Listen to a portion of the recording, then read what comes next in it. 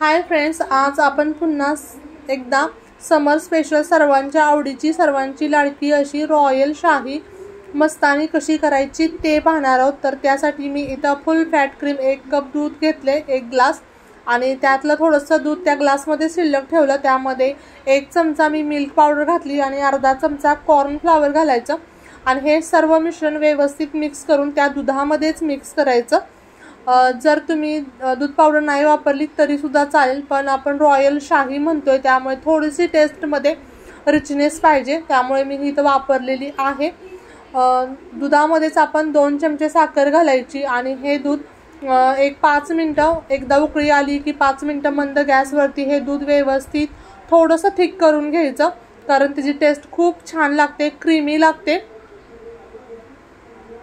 यापूर्वी मी फालुदा कसा करायचा चा व्हिडिओ स्वाद रेसिपी चॅनलवरती अपलोड केलाय। सोबत या शेवया कशा बनवायच्या ते सुद्धा त्या व्हिडिओमध्ये सांगितलेलं आहे। सो चॅनलवरती जाऊन व्हिजिट करायचं आहे आणि ती सुद्धा रेसिपी पाहिजे। सोबतच वाळवण्याच्या खूप साऱ्या रेसिपी मी अपलोड केलेल्या आहेत। आता 5-1 मिनिटानंतर आपलं हे दूध तयार झालेलं आहे। आता आपण हे जे दूध आहे ते थंड करायला ठेवायचं, फ्रीजमध्ये एकदम चिल करून घ्यायचं। त्यानंतर एक मिक्सरचं भांडं घ्यायचं, त्यामध्ये थंड झालेलं दूध घ्यायचं, साहजिकच आहे, आणि त्यामध्ये आपण 1 चमचा मँगो आईस्क्रीम, व्हॅनिला आईस्क्रीम जे तुमच्याकडे असेल ते घालायचं। त्यानंतर आपण जो आंब्याचे काप करून ठेवले आहेत ते घालायचे, त्यातले अगदी थोडेसे आंबे मी डेकोरेशनसाठी ठेवते। छान असे आपण मँगो शेक बनवून घेतला, तो ग्लासमध्ये ओतून घ्यायचा। आता त्यामध्ये 1 मँगो आईस्क्रीम घालायचं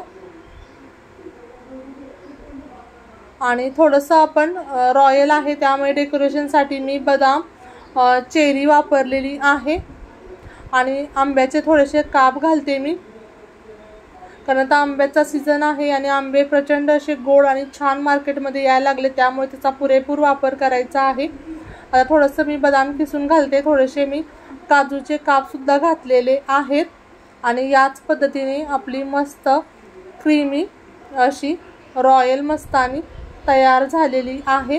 तुम्ही रेसिपी नक्की घरी ट्राय करून बघा आणि जर का तुम्हाला रेसिपी आवडली तर मात्र चॅनलला लाईक, शेअर, सबस्क्राईब करायला विसरू नका। Bye bye.